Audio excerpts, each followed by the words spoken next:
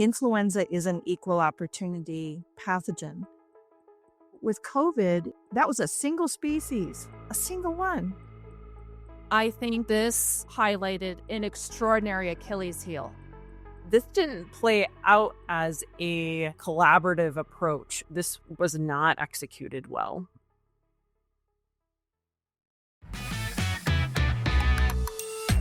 Welcome to Unplugged, the official podcast of the Poultry Science Association. This is the podcast where we strip away the fluff and get real about poultry science from bench to barn. I'm your host, Andy Vance, Executive Director of the Poultry Science Association. This week, we're going to explore the critical policy gaps and future strategies surrounding highly pathogenic avian influenza, H5N1 and other H types. And we're going to feature insights from leading experts at the American Association of Avian Pathologists. 2027, the Poultry Science Association will be meeting with AAAP in Fort Worth, Texas. And over the next couple of years, you'll see more opportunities for our two associations to work together on some critical areas and communication efforts of interest to both membership bases and the broader poultry industry. This week's discussion centers on the recent statement from AAAP addressing the urgent need for coordinated action to protect animal health, human health, and food security. Joining us, members of the AAAP H5N1 task force, including Dr. Carol Cardona, the Pomeroy Chair in Avian Health at the University of Minnesota, Dr. Michelle Crum, board-certified poultry veterinarian and the founder of Food Forward, LLC, and Dr. Kay Russo, a practicing veterinarian with RSM Consulting in Colorado. So thank you for joining us. I want to start with a big picture topic, what this task force was really tasked to do when AAAP impaneled you and your colleagues to look at some of these gaps in both policy and potential opportunities for future strategies. What was the charge from the organization and the goal that we had in mind when we got the group together? Dr. Cardona, would you walk us through maybe what your marching orders were as a group of experts in this arena? Well, I think we recognized as poultry veterinarians that we potentially had more information and more experience in controlling H5N1 influenza in our species and in our commodity than our bovine colleagues did. And so we thought that we would have a lot of information and a lot of help for them, and that putting together this list of key points could be very helpful in the overall and total control of the virus. But Michelle, you're the first one who spoke with AAAP. So how did that go?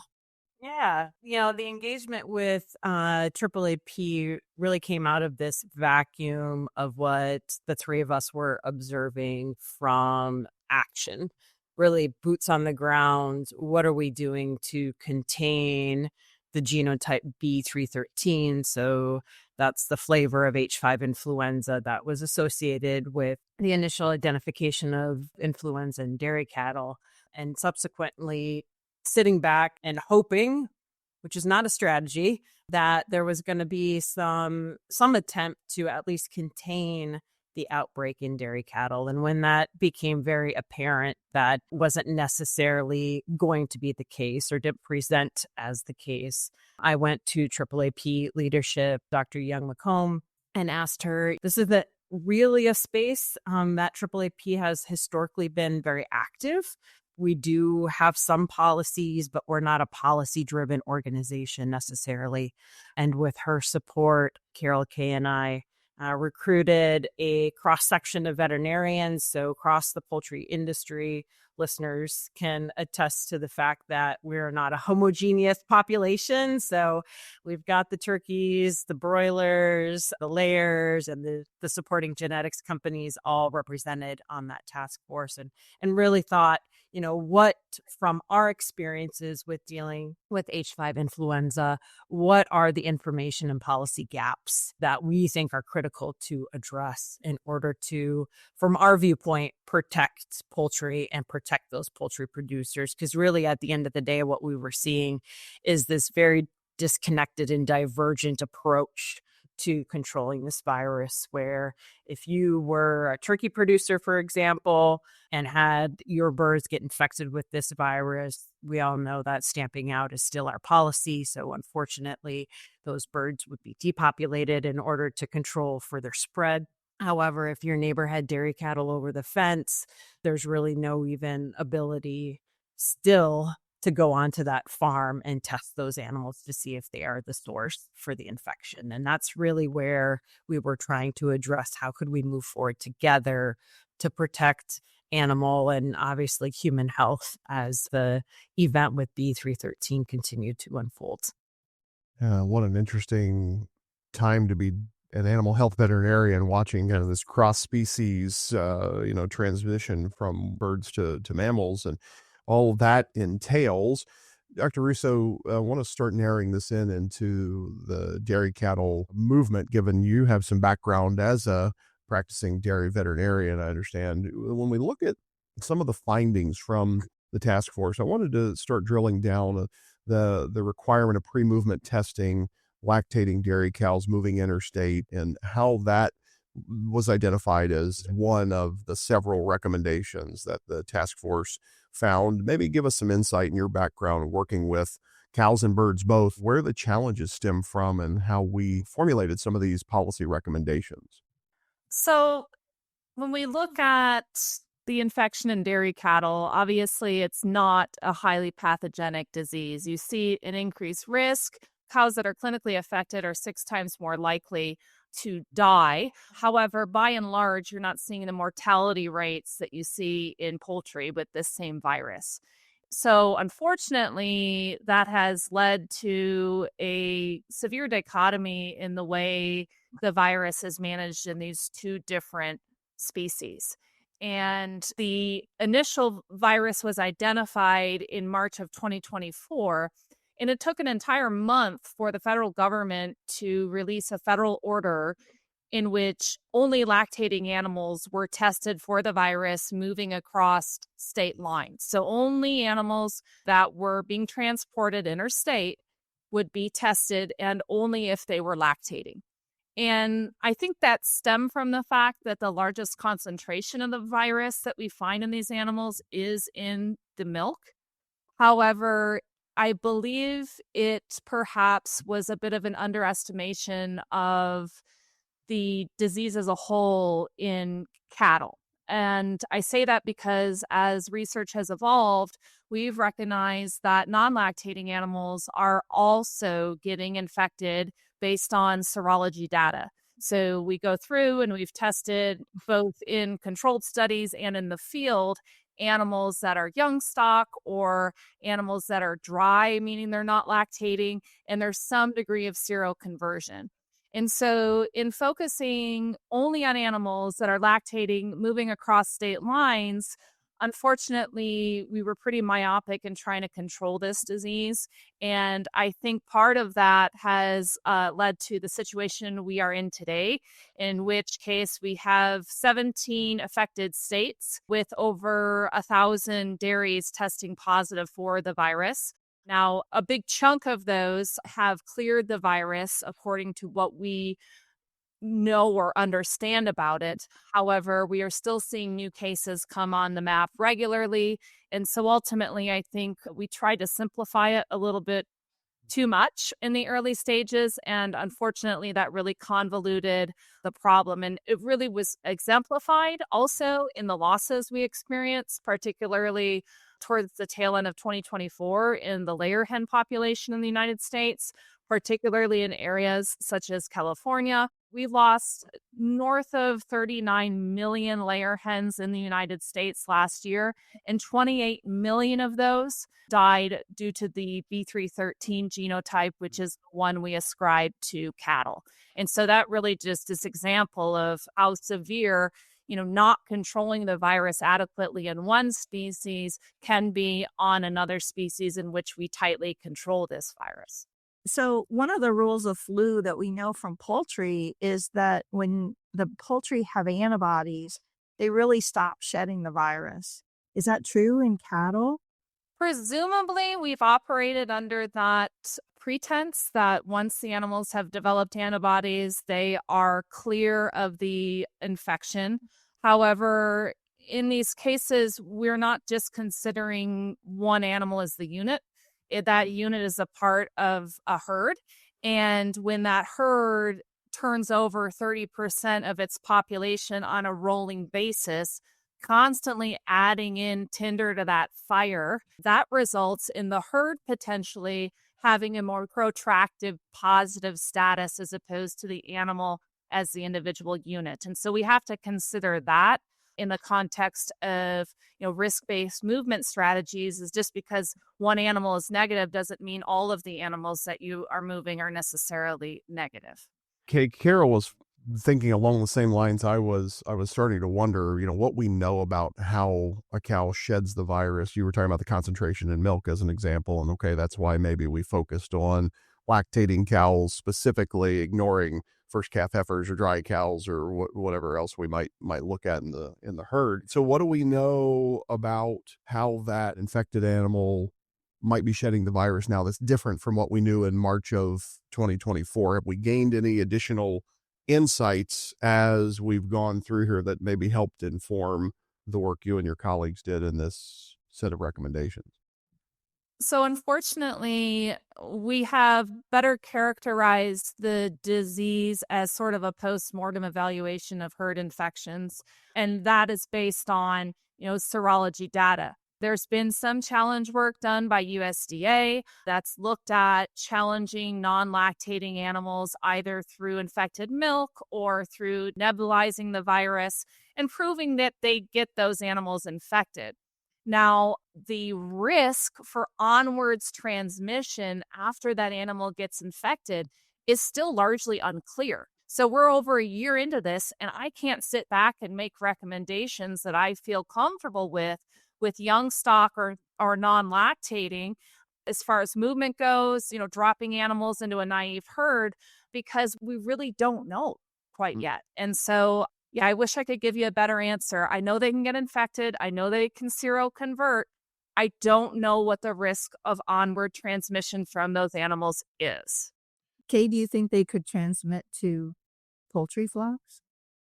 I'm operating under the assumption that that is possible until someone shows me otherwise, because we might as well plan for the biggest risk scenario and then step back from there as we get more data, because the stakes are high, right? With poultry, we have to depopulate them all. So cover your butts.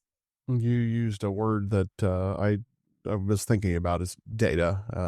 We maybe are, what I'm hearing is that data is insufficient at this point to help us really feel strongly, I guess, about how we've identified transmission pathways, risk factors, and so on for H5 spread. And between dairies and poultry farms in specific, I guess I mean to say, where do we need to go in terms of additional data, and how do we fill in some of that gaps in our knowledge at this stage? So I think you can see in the third point of the AAAP statement that we're asking for epidemiologic studies and tools to understand connections among susceptible populations. There were early on in those studies that Kay describes some documentation of non-clinical or subclinical animals. And those animals had viruses, or non-milking animals as well. They had viruses not in the milk, but in urine and in nasal passages. And so when you think about where things go on a dairy farm, if you think of the fate of urine, that's a good opportunity to think about where the fate of the virus could be that could be transmitted to poultry flocks or to other dairy farms. So it's incredibly important for us to understand in the shared ecosystem of agriculture, where poultry farms, swine farms, small hobby farms, or small mixed species farms are all interconnected through services, but also through the shared landscape. So things like manure, which can include not only fecal material, which feces have been negative, but it could include discarded milk, it could include urine, it could include wash water, potentially dead cats or cat feces, right? So there's a lot of things that are potentially infectious that have an unknown fate in the shared environment and shared ecosystem. Something you said there, Carol's really got me thinking about the inherent differences between your average broiler turkey layer farm and your average freestall barn that dairy cows are operating in. Biosecurity on those kinds of operations is a very very different beast. You said cats, and I immediately thought of all of the other critters that might be moving in and out of your average freestall barn at a dairy in the Midwest. What are our thoughts about some of those challenges and how we address them as part of this overall strategy, or maybe not strategy, and maybe just getting more data or understanding of how these other potential vectors are different or interact with the ecosystem that these dairies and poultry farms share in the big picture? Michelle, we haven't heard from you for a minute. Maybe you take a swing at it. I saw some nods there as we were talking, so I'm apparently singing from the right song sheet. So Yes, you are. Yeah. You are. You're preaching to the right audience for sure. I mean, the big challenge here is that we're celebrating the 1-year anniversary of this finding. And as you heard Kay say, we're kind of in the same spot. The 5 asks of consistent national based response program, the need for a more robust surveillance system, epidemiology to understand transmission pathways, tough conversation around vaccines, whether you're on the poultry side or the dairy side of things. And I guess we could probably spend a whole podcast talking about the last ask, which is more resources, both from a human and monetary standpoint, to get the first 4 done. And largely, those 5 identified needs from AAAP, I think still they're largely unchanged. And that's for a variety of reasons. And, there's still a large amount of frustration with how do we move forward in this space? How do we, as a barnyard, right, not just poultry, but collectively from an animal egg standpoint, this didn't play out, I think, as much as a collaborative approach, I think, as we had initially hoped. And so what does that mean from a broader landscape, other foreign animal diseases, emerging diseases that could cross species? I would argue that this was not executed well for a variety of reasons and on a variety of levels. And so that's something too that I guess I've been thinking about is how do we get over those barriers of communications and or trust in relationships that you have to build very quickly, because these aren't people that I don't necessarily interact with on a regular basis. That's why we have Kay, right? To be the bridger. But man, it's been hard. And I would have to say, strictly from a veterinary standpoint, it's been really interesting to try to build empathy and understanding for our dairy colleagues, because they're not in the same production systems. They're not integrated companies. And I think from the poultry standpoint, we don't give enough credit to how quickly decisions can be made and executed on when we have large integrated systems. And there's reasons to not like integration, but when it comes to quick decision making and execution and information gathering, integration is really helpful. And our dairy colleagues don't have the same coverage, right? They are there at the pleasure of the producer. And if the producer is not willing to participate or not liking the advice that they're giving, they are free to find a different veterinarian. And that adds a interpersonal communication navigation space that we just really don't necessarily have to deal with on the production side of things in poultry. I chuckling when you talked about that difference in those production systems. I grew up with beef cattle. And so talk about the ultimate challenge in coordination, independent personalities. And so this spectrum that different livestock species operate on in terms of integration and coordination does present some real challenges. Looking at, I'll say, lessons learned, and you're right, we're a year into this particular project, so maybe it's a little early to really look at lessons learned, but you highlighted that, hey, we didn't really knock this out of the park. Where are you think the biggest opportunities, whether it's the Department of Agriculture, state departments of agriculture, USDA, whether it's the livestock industry organizations that say AAAP, PSA, other species specific producer groups, individual companies, producers, how do we better align those different interest and entities when some future animal disease issue happens that crosses species lines like that? Any recommendations or insights? I just want to remind you, influenza is an equal opportunity pathogen. And, right now we're talking about divides between two food animal groups and barriers between them. But cats are also involved, as are humans, as are dogs, likely, as are wildlife, llamas, right? Goats. There's lots and lots of species involved here. In addition, there's also food security involved. So with COVID, that was a single species, a single one, right? There were some other infections that happened. It did get into other species, but it didn't cause these different clinical syndromes in different animal species outside of humans. And so I think this is part of the biggest challenge. And I would just say in the past, as a veterinarian, we were often the connectors. We would have the olden James Harriets would have had chickens, cattle, cats, all as their clients, and they would have been a coordinator of these sort of One Health procedures or these One Health challenges. But this is such a different beast. We barely speak the same language. And often, I seen, Kay and Michelle and I working on what classmates do I have that I could reach out to, because you have no other connection to people that work with those species sometimes. So it's a different world. And then I'll just say that I think the other piece is this food security piece, which is really disruptive. And you can see, and there's all kinds of economics involved with this as well, but it makes people's decision making quite different.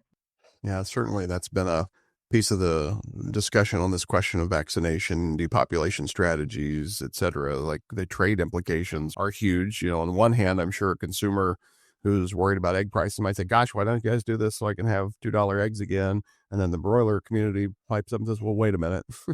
We got to talk about this trade problem. And then you're dealing with a whole other ball of cats. So let me interject real quick. I mean, from a cattle side, I think that this highlighted an extraordinary Achilles heel. And that is that we will move disease around in a very short period of time if we are unable to recognize it quickly and have specific plans in place to stop animal movement when we know that could move disease with them. And an extraordinary example is foot and mouth disease, and we're seeing that happen over in Eastern Europe right now. If someone dropped foot and mouth disease in Texas, we would see it spread all across the United States within a matter of weeks due to our animal movement. And so really it showcased an Achilles heel to the world that we're not as together as we think we are. And we're really going to have to break down some of these silos and barriers and start to figure out what we need to do in the future to prevent this from occurring again. Because I've said it before and I'll say it again, this is not going to be the last disease incursion in my lifetime. And we did a pretty shit job in responding to it. Do you think, Kay, that the industry, FMD was exactly what I started thinking about and we've been talking about FMD in the beef and dairy industries forever and a day. I mean, I've been a journalist for 25 years. This isn't the first time we've talked about that as like the specter of something that could really take the industry pear-shaped. Yeah, but FMD isn't a zoonotic pathogen, and we've got a zoonotic pathogen that affects multiple different species, and so FMD is a great example on the cattle side because their feet slough off, right? So maybe we might do something about it then. But it just shows you that we move things and we move them well. Well, what I'm wondering is the call that you're making here is really powerful. Do you think that others in the dairy space and the beef space, other folks outside of poultry, are getting that picture that, hey, this test run, if you will, of how well we spread virus around by moving cattle would be very bad for us if this were something that was more deadly to cows? Was this a wake-up call, in other words, or is it still, well? So I present some and interact still considerably so with dairy producers. And I use the FMD example to basically highlight what the risk is with our current animal movement strategy. But I also call attention to the fact that we still are so early stage wise in this that we don't know if it's one and done with this virus in cattle. Right. And what we've learned from the poultry side that Michelle and Carol can speak more aptly to is that sometimes with low path AIs, if we kind of leave them to fester, they can change and become high path. So we still don't know what the long-term impact of this virus is in cattle. And given the new spillover events with the D1 genotypes that we're starting to see from the waterfowl into cattle, it kind of points to the fact that we don't have to necessarily have FMD. It might be flu that we continue to battle as we look into the next decade. So I try to encourage them in the sense that, hey, this is bad and it showcases vulnerabilities. And this is why we need to start changing our typical procedures, or at least having plans in place when we do have to stop animal movement to mitigate the risk to animal welfare that arises from that. Yeah. Yeah, flu never gets better. It just gets worse when you leave it in a population because there's always something. As long as there's naive animals around, it will find them, infect them, and do something. I haven't gone through, I guess, 2 large influenza outbreaks now from a field and industry perspective. I think one of the challenges is if you haven't, even for pockets of the poultry industry, which there aren't very many left anymore, but there are some that have not been impacted by HPAI in some way. I think we tend as industry members to overestimate the ability of either state or federal agencies, collaborators to come in and help us. So I think there's this perception for each outbreak that we're going to have a state or a federal VMO be our knight in shining armor if and when they show up, if maybe more important right now than it's been in the past. But hopefully when they show up, all of our problems are going to go away. And I think the challenge is that unless you've gone through an outbreak, that is your perception. And that is not actually how it plays out. Industry plays an absolutely critical role in quick containment, in efficient response. They know the local neighborhood, they know the players, they know in general probably the critical ways in which the ecosystem is interconnected.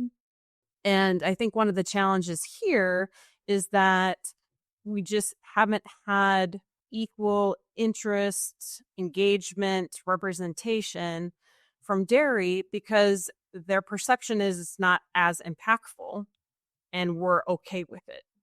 And that's really challenging from the poultry side of the fence because obviously it's super impactful. Right. Both from a national food security standpoint, as Carol touched on, as we've all experienced, but also from an individual producer and veterinarian standpoint. It's absolutely devastating.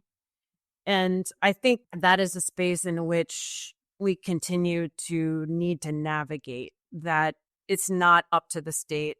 It's not up to USDA. It's up to the state, USDA, and the impacted industries to all be involved in what the solution looks like. I mean, we're still using a playbook that doesn't even involve dairy, right? Like the Red Book was updated after the last large outbreak 10 years ago. And this virus obviously is significantly different in its ability to infect a wide variety of mammals, impact people, impact poultry.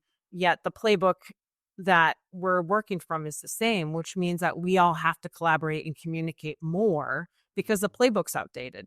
The playbook's always based on the previous outbreak. Right. It's always based on the hot washes that come out of the previous outbreak. So it's a guideline. That means it takes a lot of communication to efficiently respond to these things. And we're just not there. We don't have efficient enough communication from all the stakeholders. Yeah, Michelle, you make this great case that we need to. We used the phrase One Health earlier. Kay made the point that this is a zoonotic issue, and we didn't dig into it there. But when this outbreak first, we moved from birds to mammals in the form of dairy cows, and then not too long after that, we had workers who were sick as well. But I feel like this has fallen out of kind of the popular media discussion. We're not really getting into this issue that this is a virus that's being transmitted to humans as well. How do we factor that into our conversation as a livestock animal health community? with this particular virus finding its way into dairy cattle, many of the times the farm workers, the farm would find out they were infected by seeing obviously sick cows, but also dead cats. And the workers would start to develop symptoms. They'd have severe conjunctivitis, flu like symptoms, things that they didn't quite understand why they were happening, but they were. And, come to find out, this is influenza, this is a zoonotic disease. And so you'll see in different states across the country where there was a good working relationship between the local public health departments, the state veterinarians, USDA, and the producers, that the human cases were actually higher than in other states where that cooperation or synergy didn't exist. And what I can say is that many of these farms, I would hazard to say most of these farms, we had human infections. Unfortunately, you're seeing it fall out of the news cycle to some extent.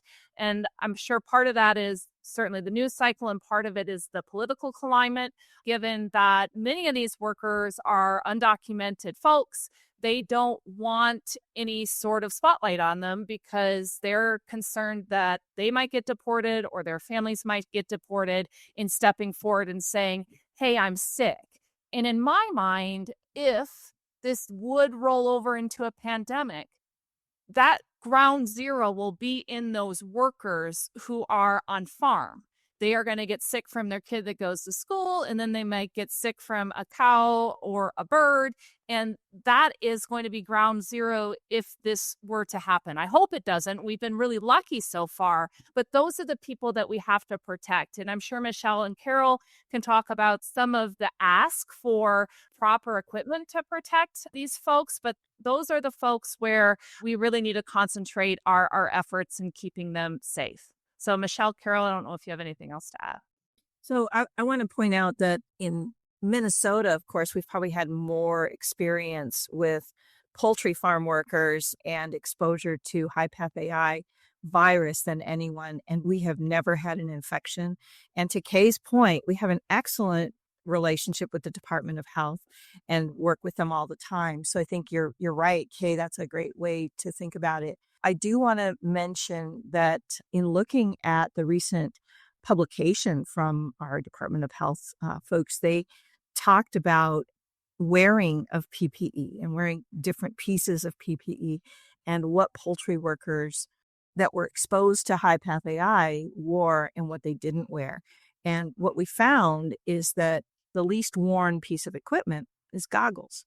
And that's the most important equipment to wear, the goggles and the face mask, right? But it's incredibly hot. And so the coveralls and the boots and the extra coverings and the gloves make it so hot that you cannot function. But what people do is they take off the stuff off their faces. And that's probably the worst instinct. It would be better potentially to isolate and help people understand what the most important pieces are and learn to help them figure out how to deal with that heat because it's incredibly difficult. In addition, I think it's important to understand that people on farms have a variety of jobs. And so people could be rotated through positions a little bit. They could be taken out of the scenario so that they can cool down. They can also look at the pappers for some people where there's a cooling system as well, or other types of protection so that it doesn't have to be a one size fits all. We mentioned COVID briefly earlier. Look at meatpacking plants, right? Yes. So are you engineering that we figured out, right, along the processing line? And had to, right? I mean, you're working cheek to jowl anyway, but if you think about a worker, how many roommates do you have who also work at the plant and are shedding and spreading the virus? There's a big difference between sort of the veterinarian's role on the poultry side versus the dairy side. Many times these veterinarians are independent vets. They are not in charge of the operations. They're not a part of an integrated system. And so it begets the question of who's going to take the wheel here on the dairy side, right? The small independent vet is probably not going to fall on that sword because they're just trying to make ends meet and survive in their practice. The farms are all kind of like, well, we don't want to be identified and then have the processor not pick up our milk. And then the processors, I'm not really sure where they've been at in this, to be honest. So maybe it needed to come from them to help to guide these decisions. But with that, no one's really taken the reins and said on the dairy side, this is what we're going to do. And I think that's reflective of where we're at today. And it's unfortunate. And one of the reasons I think your task force report highlighted that we don't have a national strategy targeting all the potential hosts of H5 influenza, and that's a big problem. And we currently don't have the tools to find out what they are. Right. As we wind up our time here together, hopefully is opening some people's eyes, so to speak, to some of these challenges we need to coordinate across species and beyond. I'm curious, one of the things that you mentioned earlier, one of you said, we could do a whole podcast on things we need that we don't have. But as somebody who really believes in the power of scientific research and, connecting from bench to barn, as we say in the podcast, and connecting practical field work, what you're doing at the veterinary level, back to Carol, the university level. I'm going to make a pitch here for more research. But if you're talking to members of the Poultry Science Association, or whether it's university, at production systems, in private industry, you're thinking about research needs, and you're saying, man, as a veterinarian, as a practicing vet, or as an epidemiologist, or whatever my particular area of expertise is, I'd really love if our research partners could study X. Here's your chance to pitch the research community on what we need to see happen. Carol, maybe I'll start with you. Give us maybe one thing on your research wish list in this context. Right now, biosecurity cannot work because we do not know how the virus is getting into barns and onto farms. We can speculate, but biosecurity has to be based on specific pathways, and then you mitigate that specific pathway. I'll give you an example. One thing people don't think of as a biosecurity thing, but it most certainly is the finding in 2015 that garbage dumpsters that were next to barns were a risk factor. Guess what? It's not a risk factor anymore because everybody moved them away. So we need the science to tell us what those risk factors are. What we keep telling our producers is you need more biosecurity. So they continue to improve the practice of line of separation crossings, and there's really limited returns on how perfect you can be there and how well you can do there. So I think what we need are studies. We need to understand this better. We need epidemiology, and we need better epidemiology than what we're getting. And I would add that epidemiology that is deployable just in time, because after the fact, which is typically when we do epi studies, it's almost too late. And so this partnership between the local industry infrastructure and academia is really important to have in place ahead of time, because the best research happens as these things play out, not after the fact. The postmortem is only so good. If we can get more real-time insights, we're maybe more likely to capture something and not miss it in the recesses of memory. Kay, give you last word on the question, your research wish list. So for me, it's also what Carol said, and I'll add to that. In California, the dairy veterinarians had the ability to run PCR on milk. There was a particular practice that had that ability, and we know that milk comes positive long before any clinical signs show up, providing us with the perfect opportunity to look at some of that epi. They had to fight like hell to get the state to allow them to do that, for one, and two, to get the funding to actually run it. Otherwise, it would have been thousands of dollars for them that they'd have to eat as a cost so that they can get an epi team there in time to run those investigations. But finally, the burning question I have, and I've had since the beginning of this, is what do the risk factors of other species, non-lactating animals, both beef and dairy, swine, what is the risk that they pose, and what's the role in this situation? Because, if we don't consider all hosts as potential risk factors, our playbook isn't going to make sense.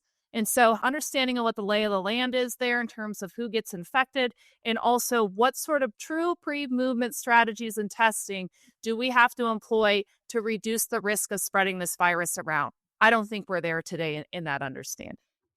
It's a great pitch, and I think a good place to wind up our conversation there. Really appreciate the depth of expertise and obviously the passion that you each bring to the table here. Dr. Carol Cardona, Dr. Kay Russo, Dr. Michelle Crum, 3 members of the AAAP H5 Task Force.